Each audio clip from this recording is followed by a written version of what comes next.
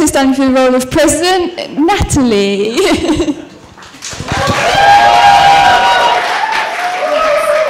That's a bit tall, okay. Tell me when, or do I just start? Is it fine? Okay. Hello, everyone. Okay, so this is not going to be a speech about all the things I've done this year, or all the things I would like to do with another. 5 minutes is not enough time for that, and you can quiz me about that later if you want to. This is a speech about what I believe and the future I see for our union. I've been your SU president for almost a year now, and it has been one heck of a learning curve. Central is full of incredible people, both staff and students, and I've really enjoyed representing you. Unfortunately, I've also realised how difficult it can be for us to have our voice heard. I sit in all the right meetings. You elect course reps to represent your views and opinions about your university and your education. On the surface, it all looks great. But I have sat in meetings with staff members who have laughed at requests for microwaves because they think we have run out of serious things to ask for, who have said that if a student takes issue with the way they are marked, then they can like it or leave, who have told me that I can't run a check-in session with course reps to support them in the role of representing students because they are part of Central's quality assurance processes. I left that meeting very confused because I was under the impression that course reps were people. This year, there have been a number of occasions when I've seen student voices be silenced, belittled, and manipulated. We saw how long it took to get any sort of response from management about Gavin's expenses, and even then, it included outright lies, and we still don't have a satisfactory answer. As art students, we are facing a triple attack. Higher education is being turned into a market, and we consumers. The arts has been hacked and funding slashed. Efforts to oppose this have seen students threatened, bullied, and even assaulted by police on their own campuses. University management taking their students to court following protests is becoming far too familiar a scenario. Our voice is under threat. It is under threat from so many different angles, and we need to fight back. If we want to be taken seriously, we have to demand it. We will have to push harder. It won't be overnight. It will take perseverance and determination. It will take fine-tuning our democratic structures so that we can make decisions easily and efficiently.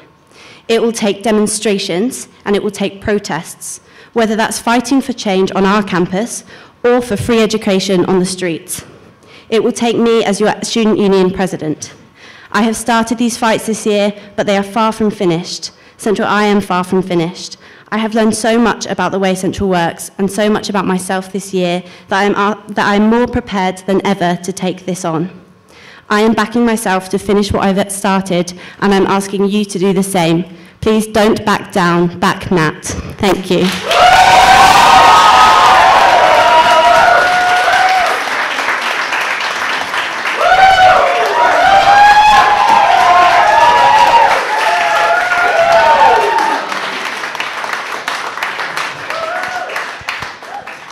Okay, does anyone have questions for Natalie? Yes. What do you think is the most kind of pressing issue, or kind of like most urgent issue you'd like to address if you were elected for next year? So in Central? Yeah. Okay, it's quite a tough one because I think that the biggest issue I think that Central has is the kind of top-down management and the way that it's run. And I think that that kind of permeates everything. So it's quite hard, I find it hard to sort of isolate individual things without talking to students who are currently going through it. Obviously, I was a DATE student for 3 years, so I have experienced that. But now that I am representing all students, I can see that different courses have so many different issues that need to be addressed in totally different ways and need to have different conversations. So I think the issue is more about how our voice is heard, and so I don't think my job necessarily is to represent all of you within your courses. That's why we have course reps, because they can do that much more efficiently than I can. But my job is to make sure that they are heard and that they have the confidence to, if they're told that they're not allowed an opinion on that, to turn around and say, well, we have one, so you're listening whether you like it or not. yeah, so I think there's a lot of sort of individual stuff. I'm working on a campaign currently about bullying and harassment and how we report that and about our reporting structures. So hopefully we'll be continuing that campaign and sort of letting people know how that all works. But yeah, that's why it's probably a bit of a vague answer. Lots of things to choose from. Yeah. Okay, any more questions? Yes. When you call general meetings, obviously there isn't a very good representation of the student body, but also it's not representative of different courses, and perhaps some courses the SU is only seen as something that is important to them or benefits them. Now that you've experienced that for a year, how do you go on and combat that and develop that relationship? I think, to be honest, this is one of the better years that I've seen. I know that it's not easy to get us all in a room. It's definitely not easy to get a lot of different courses in a room, but we did manage it. During the whole expenses scandal, we got a room packed full of students from, there were postgrad, undergrad, actors, TP, just across the whole spectrum. And there were PhD students in there who were also staff members. So I think it can be done. It's just about making people realise why we are relevant and how we can be relevant. I think people don't realise the potential of the SU and don't realise that there are things that we can speak out about and we can be angry about if we want to be. And that doesn't affect, you know, how we're seen as students. A lot of the academic staff here are massively supportive of that kind of action. And we can do it, and we've done it. And I think we've got online elections now, as you're all aware, and that also includes online referenda, so we can hold referenda as often as we want throughout the year. So actually, when we can't get into a room, but there are issues that people care about, and it's just that they can't get the time off their course, we can hold referenda and get those decisions made, and find new ways of engaging with people. And I think that's been going on for a long time, but we get better at it every year. Yeah. Okay, any final questions? This one there. Yes, go ahead. You said you came out of meetings confused, annoyed, frustrated, etc.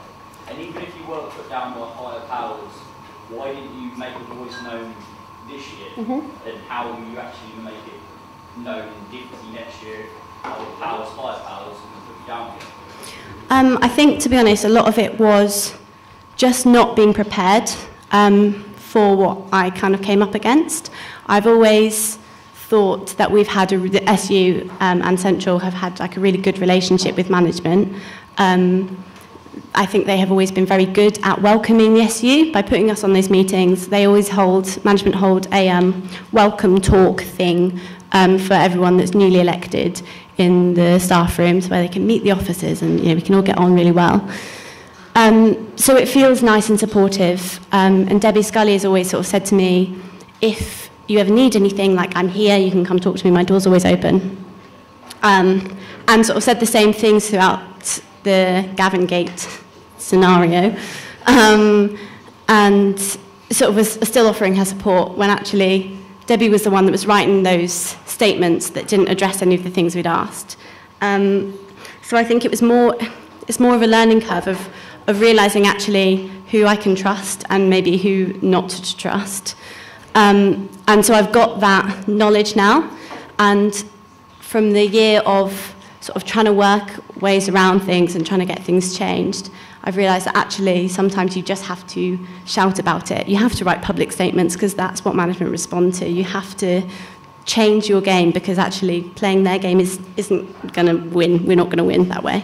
So I think it's just been, one huge learning curve. And like I said, I'm just more determined now. I'm much more confident in myself. I'm much more confident that we can win things. We can get what we want. We just have to not shut up about it.